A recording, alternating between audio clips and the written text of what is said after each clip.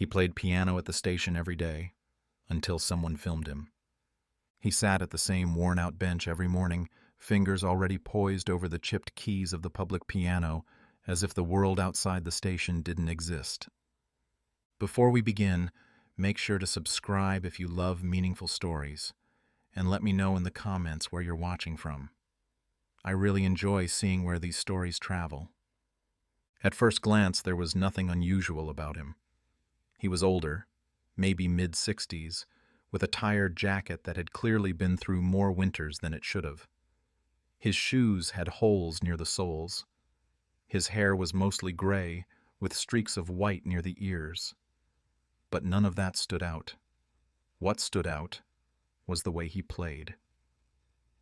Every morning at 7:05, just after the first real rush of commuters passed through the station, he would sit down at the upright piano wedged between a coffee stand and a faded map of the city's subway system. And then he would start to play. No warm-up, no hesitation. He just started. And the music was beautiful. Not polished or perfect, but raw, honest, like every note came from somewhere deeper than just the mind. Some people stopped for a second. Most didn't. They walked past him like he was just background noise. Some had earbuds in.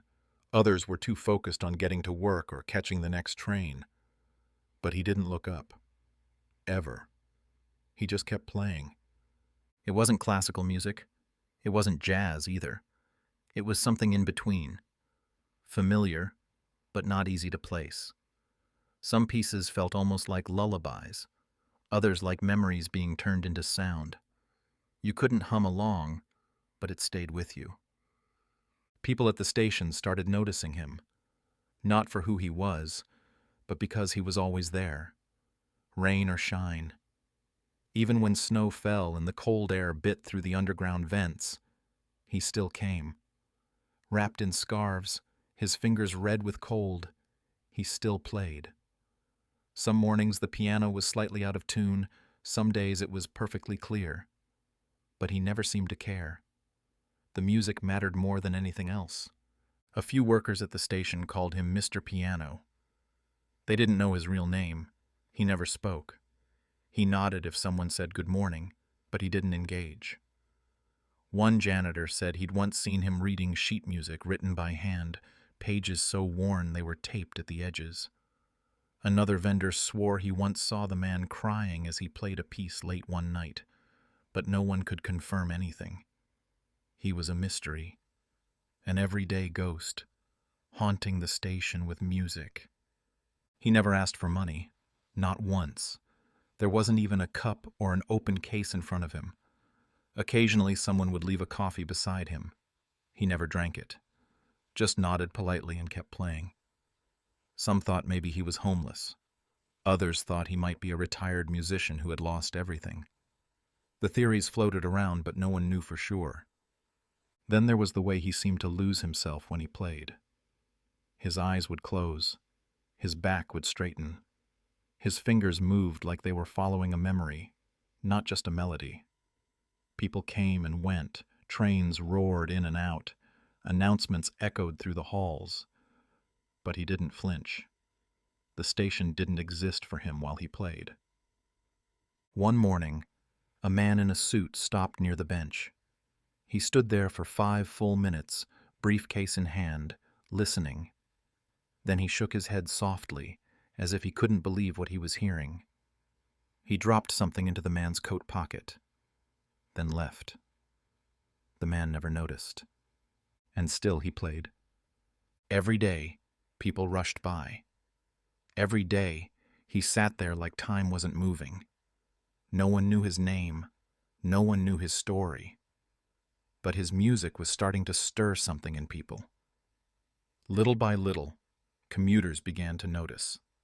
Some stayed an extra minute. Some smiled. Some filmed short clips, but most of those never made it past a friend's group chat. Until one person did something different. But that wasn't yet. That was still coming. For now, he played. Alone. Unknown. Just a man with a piano, turning silence into something more. The rush never stopped. Mornings blurred into evenings, footsteps echoed through the tiled floors, and people moved like clockwork. The train station was a place for going, not staying. But he stayed. Every day, the man on the piano sat on the same wooden bench right beside track 4, just a few feet from the vending machines that never quite worked. His hands hovered above the keys like they belonged there, like they remembered things his voice had long forgotten. People walked past him. They always did. Some paused. Most didn't. A few threw quick glances, curious but never curious enough. They had trains to catch, deadlines to meet, texts to answer. Life moved fast. Too fast to notice a man with a piano and a quiet presence. He never looked up. Not once. No smile, no nod, no acknowledgement of the hundreds of people who streamed past him each day. It was as if he didn't need the world to see him. It was as if the piano was the only thing left that still listened. His fingers didn't stumble. Even when the keys stuck, or when the piano slipped out of tune, which it often did, he adjusted without breaking rhythm. His playing wasn't flashy. He didn't do fast runs or dramatic flourishes, but there was weight in it, a kind of gravity that pulled at you, even if you weren't sure why. Some workers started to expect him. The coffee vendor, Amanda, told her regulars he was her favorite part of the morning. "He makes this place feel human," she said once. A maintenance guy named Reggie started leaving a chair nearby so people could sit and listen if they wanted to. No one really used it. Not yet. But it was there. Still, no one talked to him. Not really. A child once walked up to him with a crumpled napkin and a drawing of a piano. Her mom tugged her away before she could hand it over, apologizing in a rush. He didn't react, just kept playing. Someone once slipped a note under the bench. It was still there the next day, unopened. He didn't play popular songs. He didn't play anything you could sing along to.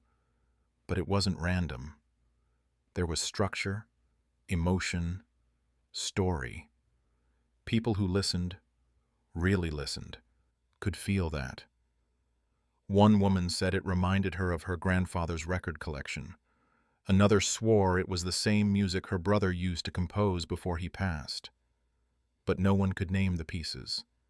That made people even more curious. Who was he? Why this station? Why that piano? Theories started forming. One man said he used to be a concert pianist. Another thought he might have gone deaf and was playing from memory. One rumor said he'd lost his wife and played the songs she used to sing in the kitchen. But the truth never came out. He never spoke. And he never stopped playing. Even when security guards made their rounds, even when announcements crackled through the speakers, he didn't flinch. Once, a dog barked non-stop as it was led past him. He kept playing, like he couldn't hear it. Or maybe he could, and just didn't care. One afternoon, a teenager sat on the bench beside him holding a phone with a beat on it. He tried to play along. The man stopped, waited, said nothing. After a minute, the kid gave up and left.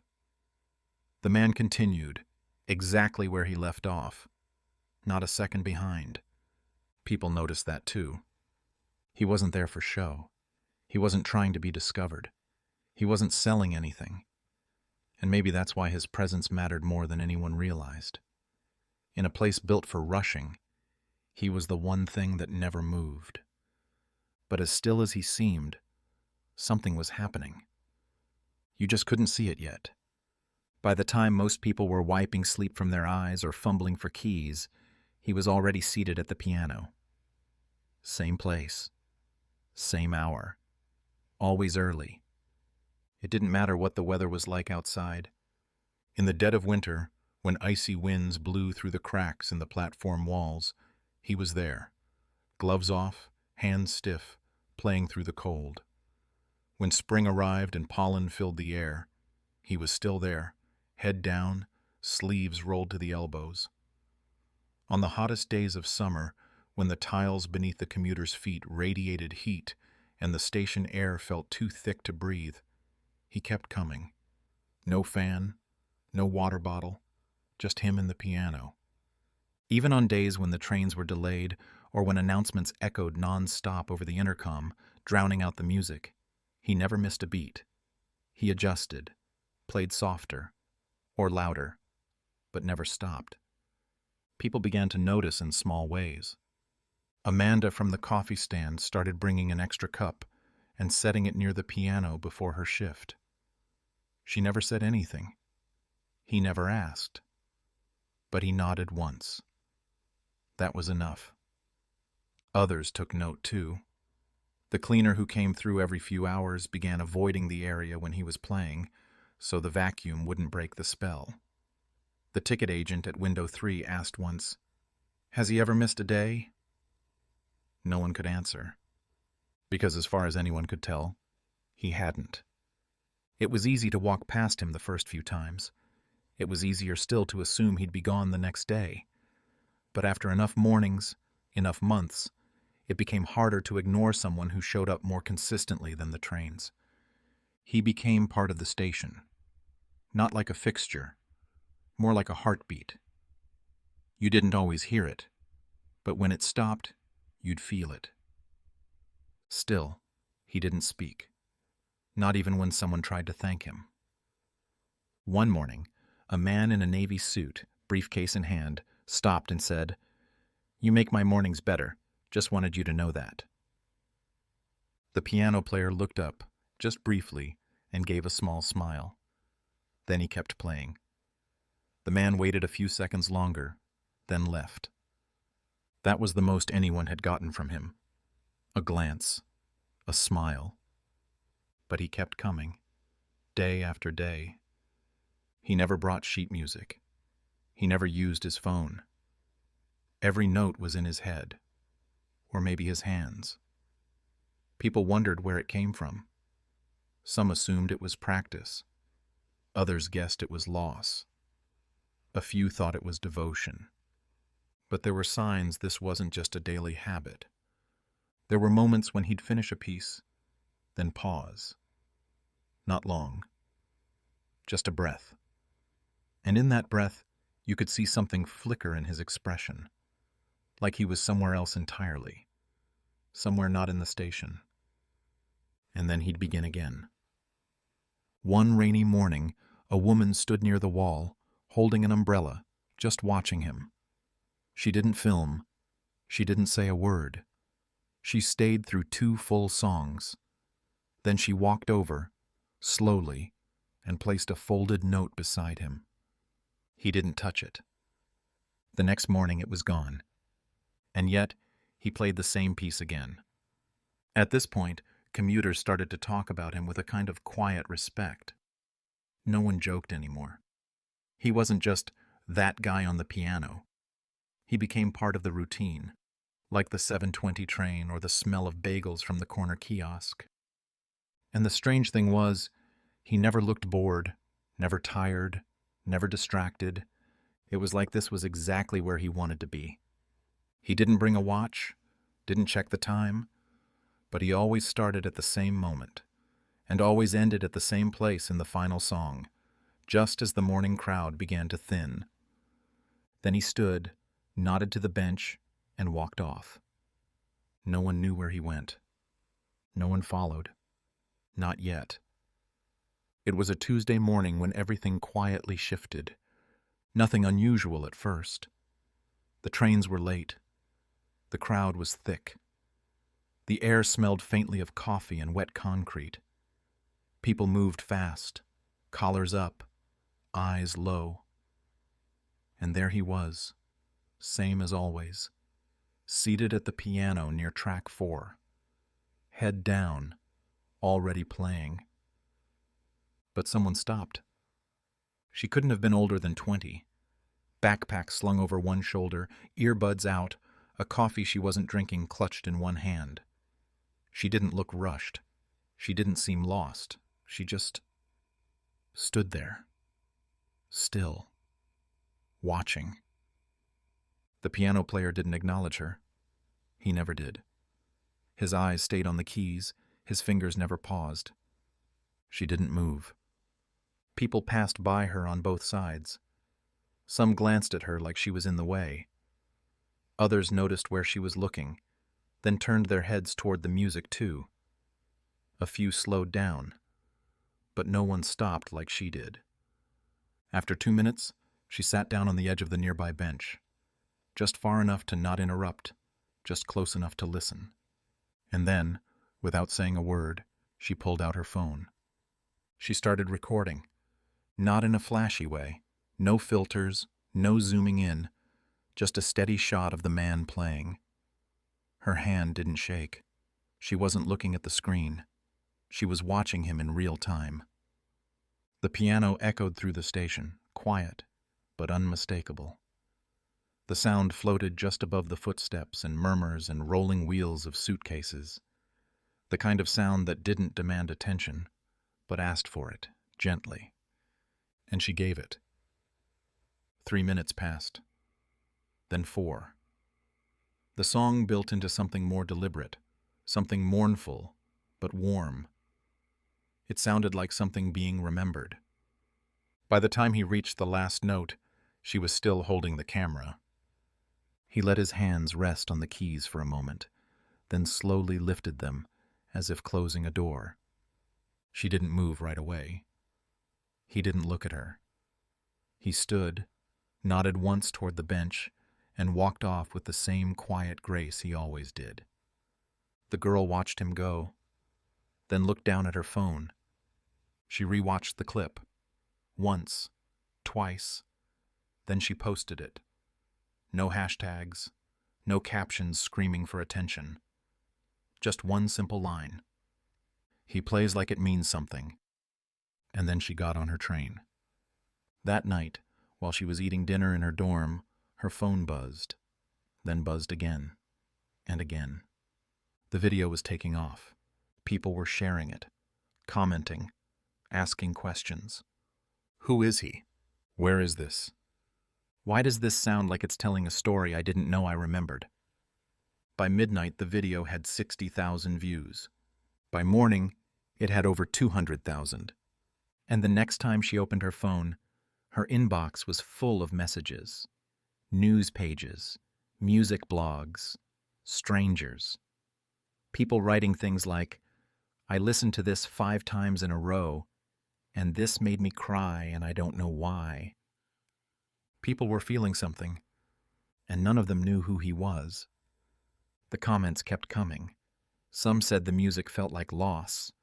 Others said it reminded them of hope. A few tried to guess the piece, but no one could name it. That didn't stop the shares. The next morning, the girl came back to the station. She wasn't the only one. People had seen the video, and now they wanted to hear him for themselves. But no one knew what that meant yet, because something was about to happen. Something the man at the piano never planned for. And it all started because one person chose to stop. She hadn't planned to come back the next day. But the video hadn't left her mind. Neither had the music. It followed her into class, into the grocery store, even as she tried to sleep. It wasn't just the melody. It was the feeling of it. Like something honest had been played in a place where everything else felt rushed and hollow. So she came back. This time, she arrived earlier. The crowd was smaller, the air was cooler, and the piano bench was empty.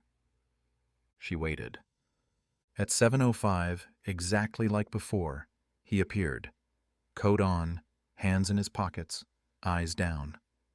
He walked past the platform clock, past the map, and sat at the piano as if he'd never left it. No greeting, no glance. He placed his hands on the keys and began to play. This time, she didn't record. She just watched. But others were starting to arrive now. Not in large numbers, not yet, but enough. A couple in their 40s with a DSLR, a man in a delivery uniform holding his phone up high, a teenager in headphones, staring wide-eyed like he'd just walked into a storybook. The girl looked around. She realized something had shifted. The quiet had changed. More people were noticing him. Some stood. Some sat on the edge of their bags. A few whispered. They were all filming. But he didn't seem to notice. He played with the same stillness, the same careful touch, the same inward focus. No one asked him anything. No one interrupted. But that morning when he paused between songs, someone clapped. Just once.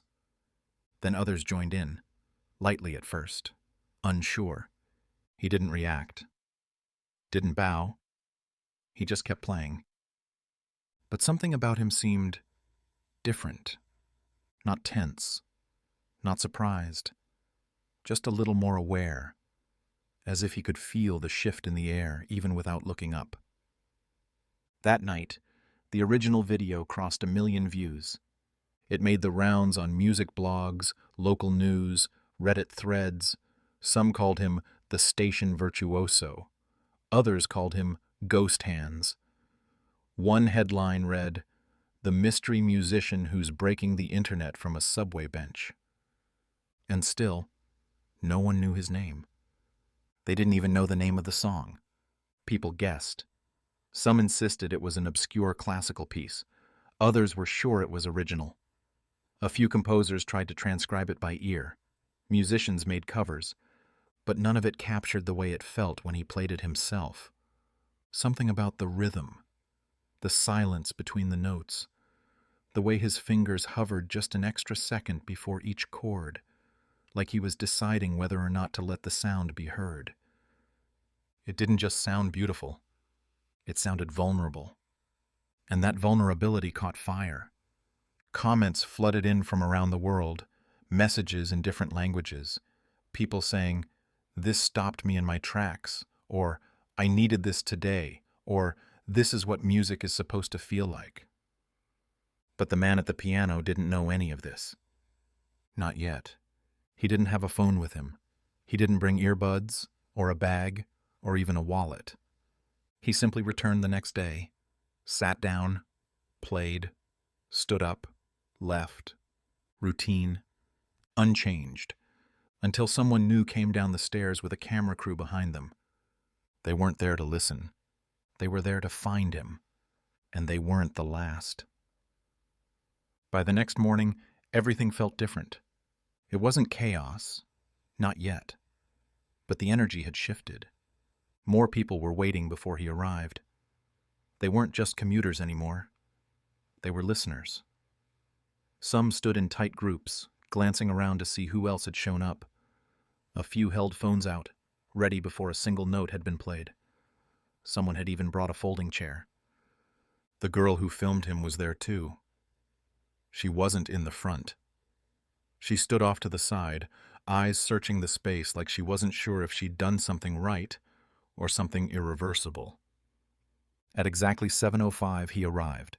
Same coat, same walk, same bench. But when he sat down, something was off. He paused longer than usual before placing his hands on the keys. His eyes swept the crowd, just once. But it was enough. He knew. He didn't show surprise. No smile, no frown. Just that same quiet expression. Then he started playing. The sound filled the station like it always did. But this time, it didn't drift quietly above footsteps and announcements. This time, it was the center. No one moved. No one talked. Phones were up everywhere. Cameras clicking. Microphones peeking around shoulders. Someone whispered to a friend, "This is the guy, the one from the video." But the man didn't flinch. His fingers moved with the same calm intention, same precision. He wasn't performing. He wasn't feeding off the energy of the crowd. If anything, he looked like he was trying to forget they were there. And yet, the emotion in his playing was stronger. People noticed. A man in a business suit wiped his eyes without meaning to. A teenager near the edge of the platform lowered her phone halfway through recording, forgetting for a moment that she came to film. The music wasn't loud, it wasn't fast, but it landed deep. And when the song ended, the silence afterward held longer than it should have. Then the applause came. Not polite, not casual, not like people clapping because they were supposed to. Real applause. Longer than he expected. He didn't bow, didn't smile. He just sat there, looking down at the keys like they had just told him something he wasn't ready to hear. Then he began to play again. He didn't rush through it. He didn't repeat the same song. He played something new, softer, slower.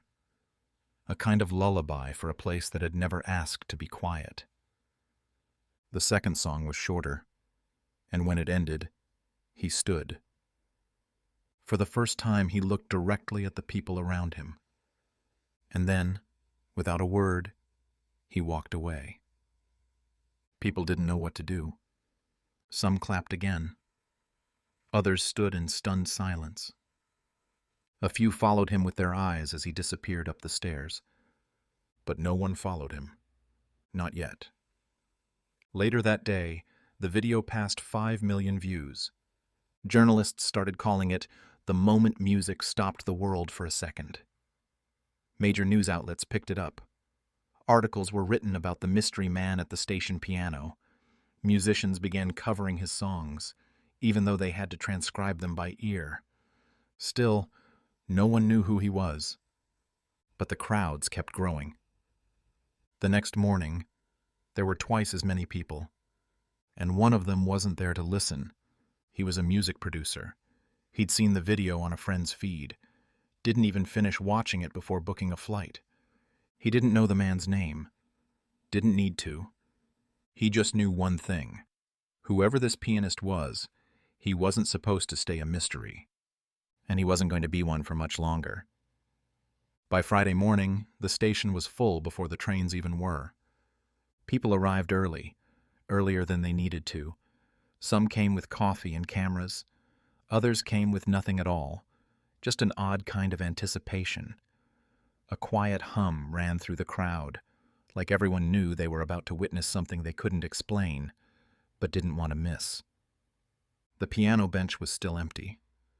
A man with a press badge stood near the edge of the platform. A woman with a sketchbook leaned against a pillar. A small boy sat cross-legged on the floor, holding his mother's hand and staring at the keys like they were waiting to light up. At 7:05 he appeared. Same coat, same walk, same silence. But the moment he entered the space, something shifted. People stood straighter. Conversation stopped. Phones came up.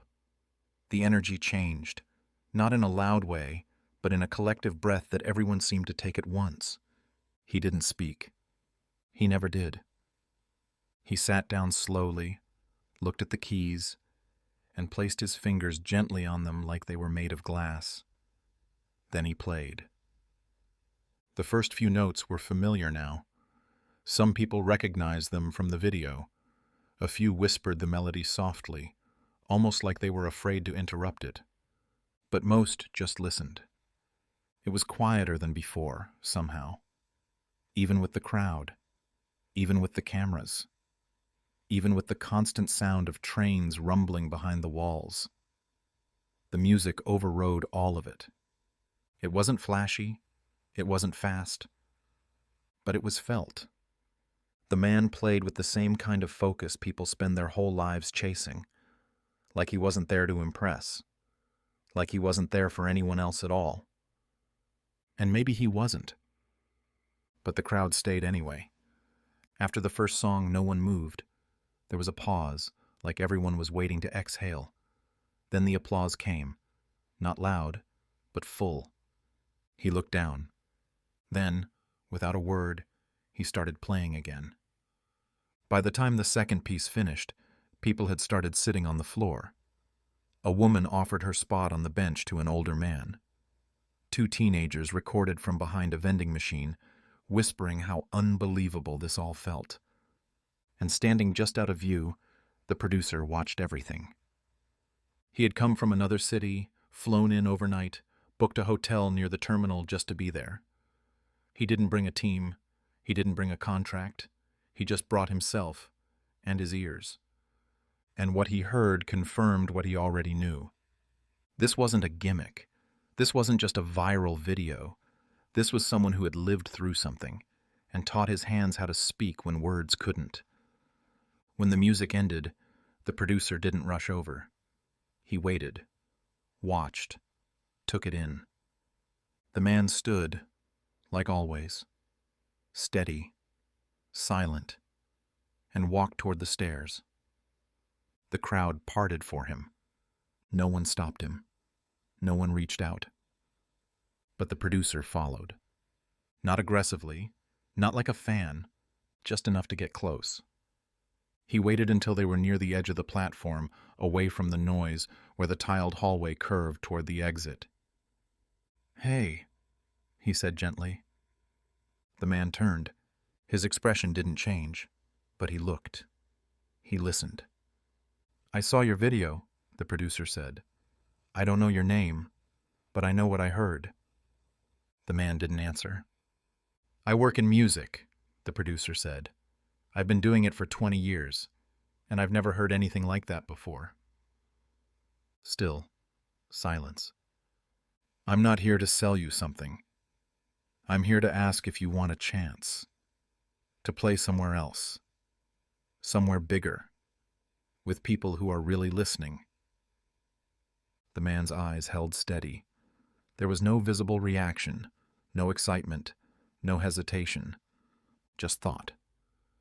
Then, after a long pause, he said the first word anyone had heard him speak. "Why?" The producer smiled, quiet and genuine. "Because the world needs to hear you." And for the first time, the man didn't walk away. He didn't say yes, but he didn't say no either. The producer gave him a card, plain, white, with nothing but a name and a number. He didn't push, didn't try to sell a dream or promise fame. He just said, "Call me if you ever want to be heard by more than this station." Then he walked away. The man stood there for a moment, staring down at the card. Then he tucked it into his coat pocket, turned, and climbed the stairs out of the station. The next morning he returned like always. But the crowd was larger now. A lot larger. News crews had set up at the far end of the platform. Reporters whispered into microphones while cameras panned across the space. Fans held signs. "Play again. We hear you. Thank you for the music." There was even a donation box someone had set up near the bench, though no one knew if he wanted it there. The station staff had roped off a small area to keep things from getting out of hand. A few extra officers were posted near the exits, just in case. But the atmosphere was calm, respectful. It didn't feel like a concert. It felt like people gathering around something they didn't want to lose. He sat down at the piano without looking at anyone. Then he played. And it was different. Still familiar, still soft, but there was something new in it now. A kind of weight, a kind of clarity. It felt like the music knew it was being heard. Not recorded, not watched, heard. And everyone in the station listened. The first piece lasted just under 5 minutes. When it ended, the applause was immediate, but not overwhelming. It was full of gratitude, not noise. Then, quietly, someone in the crowd called out, "What's your name?" He paused. For a moment, it looked like he might answer. But he didn't. He just looked toward the crowd, gave a small nod, and began playing again. Later that day, a new video of his performance hit the internet. This one was cleaner, clearer, multiple angles, professionally edited, and people watched, millions of them. The mystery grew. Music critics wrote pieces trying to analyze his playing. Radio stations ran segments about the unknown pianist. Some said he reminded them of Bill Evans. Others compared him to modern composers like Olafur Arnalds or Ludovico Einaudi. But no one could name the songs, because they weren't anyone else's. They were his. That night, the producer sat at his desk with headphones on, listening to a recording of the morning's set. He knew it for certain now. The man wasn't just talented, he was unique, not polished by conservatories or crafted by labels. He was raw, and that rawness was rare. It couldn't be replicated, but it could be shared. He sent a few emails, quiet ones, not press releases, not campaigns, just invitations. The next morning, when the man arrived at the station, a small envelope was waiting for him on the piano bench. Inside was a letter. Simple. Typed. You don't have to change who you are. Just let more people hear what's already there. Below it was a list of upcoming performance opportunities. Small venues, a recording studio, a short set on public radio. No contracts, no demands, just chances. He read it twice, folded the letter, slipped it back into the envelope. Then he sat down. And for the first time, he played something no one had heard before. Not from the videos, not from the station. Something entirely new, and people felt it. It didn't matter where they came from. It didn't matter if they understood the technique or knew the theory. The music reached them. That was all that mattered. When he finished, the station was silent. No one clapped right away. No one moved. Then, slowly, the applause began. Not loud, not chaotic, just real. He stood, looked around, and for the first time, he smiled. He didn't disappear. That's what everyone expected, that once the world finally noticed him, he'd be gone. Off to concert halls and studio sessions, never to return to the old upright piano by track 4. But he came back. The next day, and the day after. Not every morning now, but often enough. Often enough for people to keep looking over their shoulders when they heard piano keys, just in case it was him again. Only now, they knew his name. It was written on the poster outside a small venue downtown. Elias Ray. Live piano performance. One night only. That was the first time it appeared publicly. Someone took a photo of the poster and shared it online. It went viral in less than an hour. And when he walked on stage that night, in front of just under 200 people, there wasn't an empty seat in the room. He didn't talk much, just nodded once, sat down at the piano, and played. No light show, no backing tracks, no stage effects. Just him, a grand piano, and silence waiting to be broken. The crowd sat in stillness as he played. For a moment, it didn't feel like a concert. It felt like being invited into someone's memory. When he finished, the applause came slow at first, then rose into something standing and unstoppable. But he didn't soak it in. He stood, nodded again, and walked off stage with the same quiet grace he'd shown at the station. And the next week, he was back on the same bench by the tracks. He didn't play to be seen. He never had. That's what people were starting to understand. Elias Ray hadn't been hiding. He hadn't been waiting for fame. He had simply found a place where the music could breathe, and he kept returning to it. The piano at the station was tuned now. Someone had taken the time to fix the sticking keys. There was a small plaque installed on the wall behind it. This piano was played with love by Elias Ray before the world was listening. Tourists started visiting the station just to see it. Some recorded short clips. Others sat nearby and listened quietly, hoping they'd catch a glimpse of him again. And sometimes they did. He didn't announce it, never posted, never said when he'd be there. But when he came, word would spread quickly. "He's playing today," someone would whisper, and the station would soften. People would stop. Not for a train, not for a schedule. For him. One morning, a little girl brought him a drawing, a picture of a piano and a stick figure with gray hair. He took it, smiled. Then he tucked it into his coat pocket, sat down, and played the piece she didn't know she'd just inspired. That's how it went now. A balance between two lives. The world knew who he was. There were interviews, though rare. Album recordings, quiet releases that sold faster than expected. He was invited to places he never dreamed of. Festivals, late-night shows, even a film score. But he never stopped coming back. Back to the bench, back to the station, back to the music. And every time he sat down, he played with the same stillness, the same weight. Because for Elias, the moment never changed. It was always about the music, always about what it could carry. Not fame, not recognition, just feeling. And now, finally, the world felt it too. Thank you for watching. If you enjoy meaningful stories like this, we'd love to have you as a subscriber.